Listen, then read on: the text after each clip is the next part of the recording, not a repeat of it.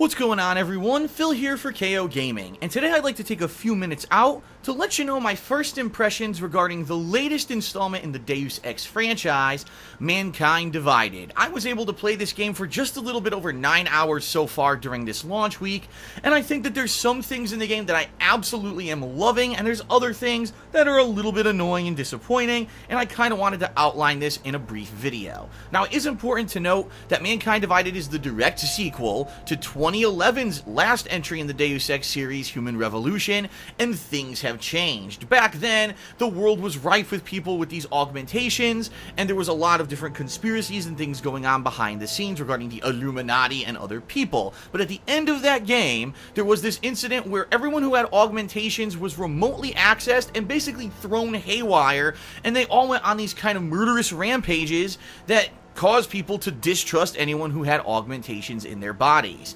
Mankind Divided takes place 2 years later, and the landscape of the world has changed. Instead of widespread acceptance, now you've got augmented people who are living kind of in a slum-like situation. They're cordoned off by themselves. People don't trust them because they think at any moment they could go haywire again and kind of tear up the world and just go, hurting people all around them.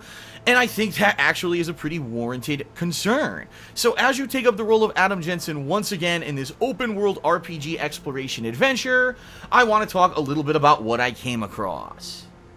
I think the best way to describe a game like Mankind Divided is think Fallout 3 or 4, only on a little bit of a different scale. It's open world, there's a lot of exploration, there's a lot of looting, there's a lot of characters you can interact with, unlocking side quests that could lead you to more loot and upgrades for your character. But unlike Fallout, it's not heavily action-based. In fact, a lot of times if you try to get into open firefight with your enemies, you're going to find yourself outmanned and outgunned. There's actually a pretty scarce amount of ammo so far in Mankind Divided, making the opportunity for doing just outright firefights kind of a thing that you don't want to do. Instead, I opted for a more stealthy playthrough where I'm using cloaking and sneaking around and non-lethal takedowns to get around obstacles, and I'm finding myself having a much better time doing it that way than just going in guns blazing. But that's the thing about the Deus Ex franchise. It's basically play however you want. At any time, you could choose to go in head first with a face-up confrontation, guns and going at a shootout, or you could try to sneak past your adversaries, or you could try to convince them through speech to do something that you want them to do. And that's really the cool thing about Deus Ex. Two people can play this game and get around situations and to get to your desired outcomes in two completely different methods. Already in the 9 hours that I've played, there have been certain areas that just by wandering around I've stumbled upon. Maybe it was I found a hidden grate and went through two side rooms, hacked the door, and then eventually got into this cool area full of loot just to find out that there was a door on the other side of the building that if I had punched through a wall or maybe walked by a guard or snuck by a bunch of personnel, I could have accessed it from a completely different way. And that's totally awesome that you can basically find things and discover things on your own. It makes the game feel real and natural and organic rather than some other open world RPG style games where it seems like you're on a predetermined path and there really was no variety in the way that you could have played the game because you were kind of on rails and there was no other way to do a certain objective. Definitely one of the huge positives of Mankind Divided. One huge thing in the game's favor is the enormous amount of content. I mean, I've been playing this game for 9 hours, and I basically have run into so many side quests and so much stuff hidden throughout the universe. I've only been to the first 2 cities in the game. How many other games can you say I've only been to the first 2 locations within 9 hours of gameplay, but you never actually were wasting time? You were discovering, you were doing side missions, you were doing all this kind of organically fun stuff that you came across as you were playing.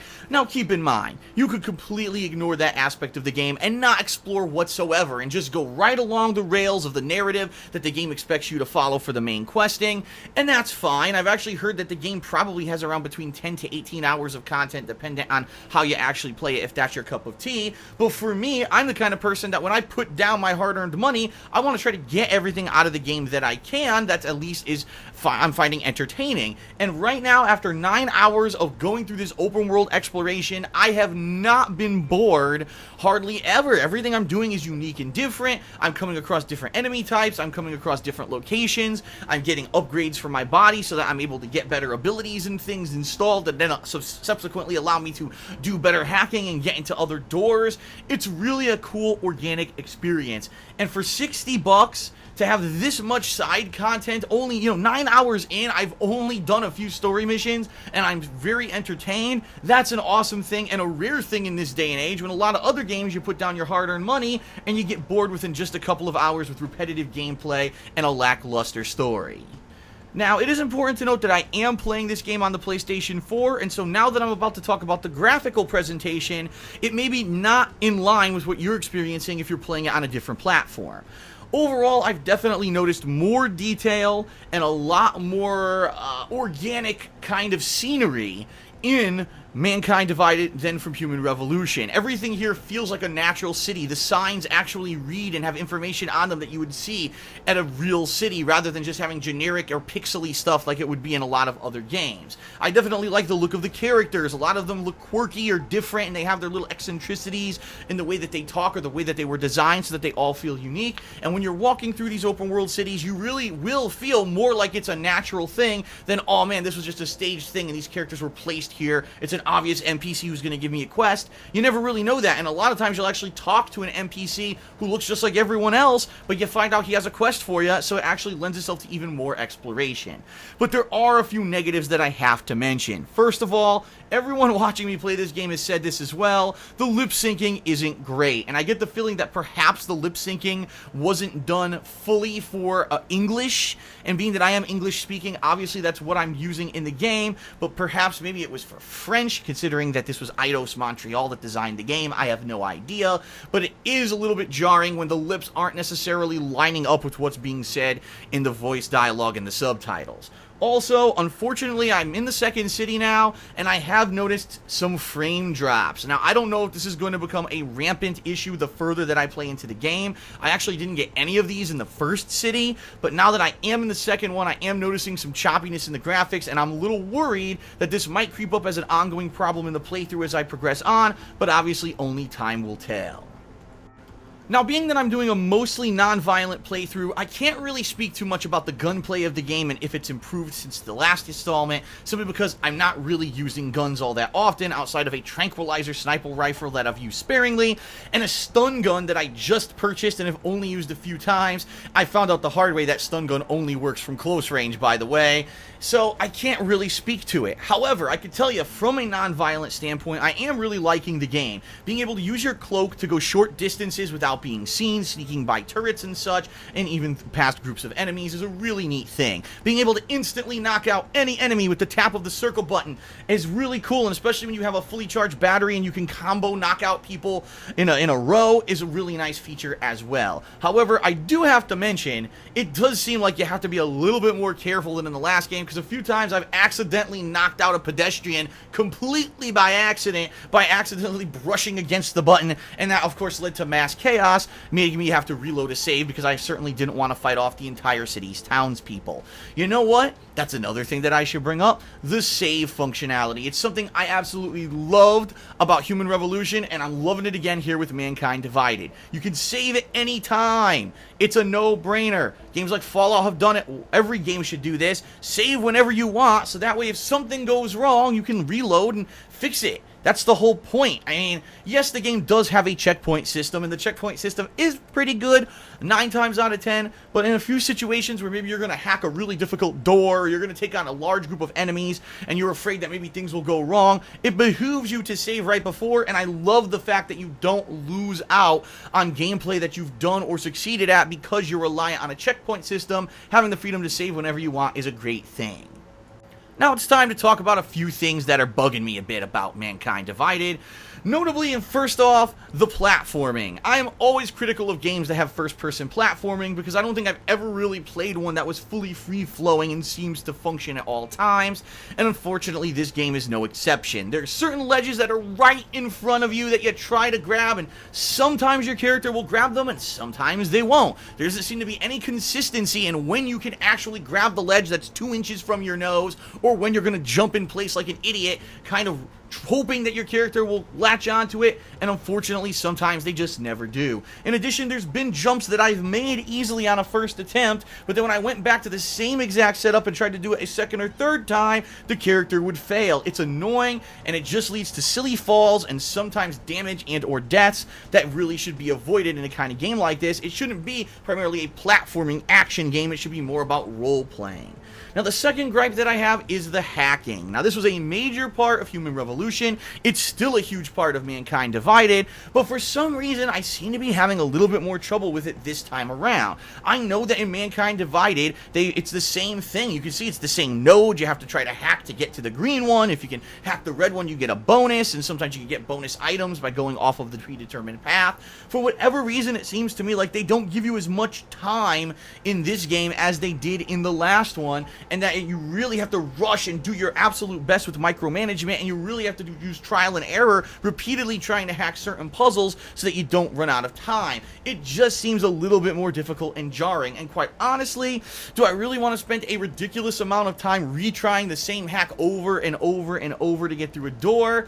Not really. I mean, it does kind of hold up the free-flowedness of the gameplay in a lot of ways, but at the same time, maybe they realized maybe it was a little bit too easy in Human Revolution and they wanted to make it tougher. I don't know, but it is a pet peeve of mine.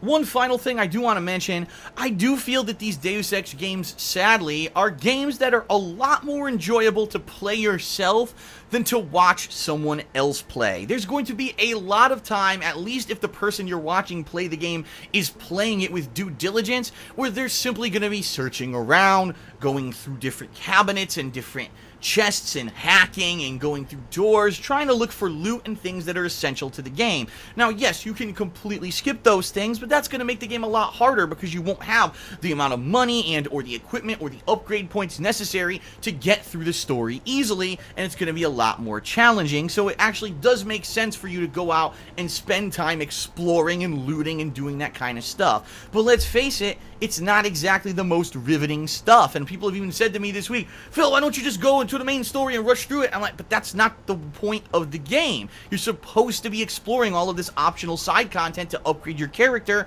so when you get back to the main story, it's a lot easier, and I'd be missing out on a lot of the stuff that I'm doing in the game if I was just rushing through it and doing the main story, and I don't want to do that. But I certainly understand that there's going to be people who don't want to spend 9 hours only seeing me go through 1 or 2 cities in the game, and so there's a trade-off. It's the actual enjoyment you get out of playing the game versus if someone's watching you play it. How do you play it?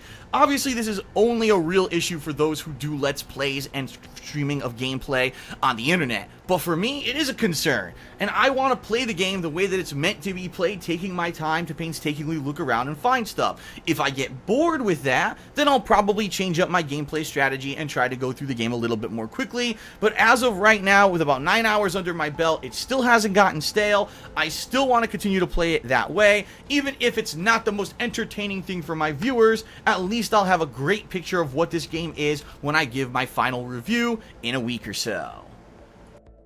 And that is it for my initial and early impressions on Deus Ex Mankind Divided. I sure hope that you enjoyed this video, everyone, and if you did, please consider giving it a like right here on YouTube, as well as spreading the word about it to your friends so that they know they can come and check out KO Gaming for this kind of fun video in the future.